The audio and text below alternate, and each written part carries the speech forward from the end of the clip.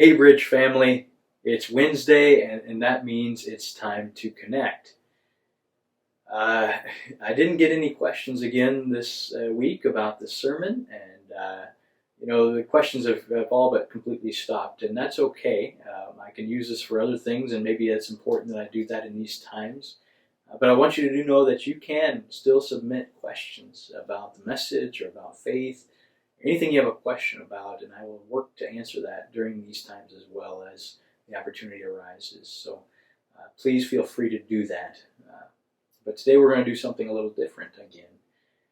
You know, when God made it clear to Megan and I that we were to apply to become international workers, He forgot to tell us about the coronavirus that was coming. I did not expect to be leading a church into a huge transition like this during a global pandemic. And yet, the last Sunday, mercifully, that we were able to meet together was the announcement to you all of our appointment to overseas work. And as that all sort of ramped up all at once at the end of March there, my gifting and my natural bents and my training, that all said to dig into the roles of leading, of feeding, of calming, and of making structures for the church body. All important things, but a big chunk of what the Bridge family was still missing, and that was amplified by our all lack of ability to gather together in all of this, is for you all to be a part of and to see what we, the Yoders, are going through in this time. Now, I'm a private processor of my emotions by nature. Megan loves that about me, by the way. She really likes that I don't talk about my feelings a lot, right? Just kidding. I would much rather walk with someone through the emotions they're dealing with than to process or to share the feelings that I'm dealing with. That's just how I am. And I suppose most people are kind of like that. Not everybody, but I got lovingly spanked this week from a godly person who loves me and who loves the Bridge family, reminding me that feeding and leading and calming and structures were all necessary and important for the body of the Bridge, but that this other thing exists, and it's real, and it's a need as well. And so I wanted to take some time and share with you a little bit about that. It hasn't been easy.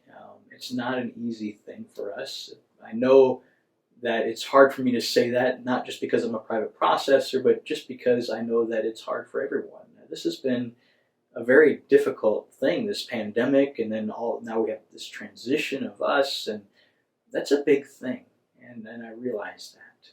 So can I take some time and just share with you a passage that has been helping me through this difficult time?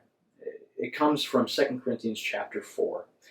And 2 Corinthians chapter 4 is truly, it's an incredible chapter. Maybe one of Paul's best, in my opinion. I don't know. But I think that if we can truly get what Paul is saying in chapter 4 of 2 Corinthians in our hearts, it goes a long way for us to live well into the Christian life. Paul is talking to the church in Corinth, and he starts out with this incredible picture of the gospel message. And then he goes on and he's open about how the power by which he lives and he speaks, that comes from not himself, but that comes from God. And that our frail bodies that we walk around in are a clear reminder of the fact that the power comes from God and not himself. And he goes on to speak about the difficult work that's involved, that is dying. He goes on to speak about the difficult work that is involved in dying to ourselves and living in Christ, especially during crises moments in our lives. And yet, even in the difficulty of that daily task, he reminds us that we reap a huge benefit and we pass it along to others, and all for the glory of God. But it's the closing of chapter 4 here that I've been reflecting on lately. And so here's what it says, starting in verse 16.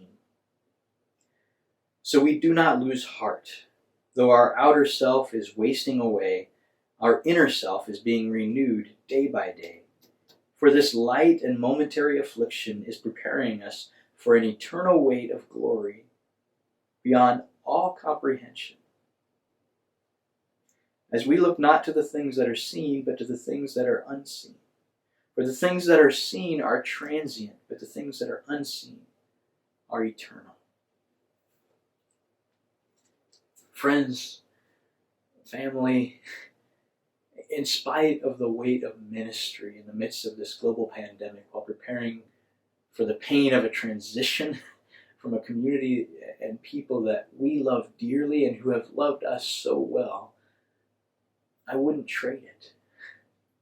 Yes, life would be easier right now if we didn't have to sell our house and most everything in it.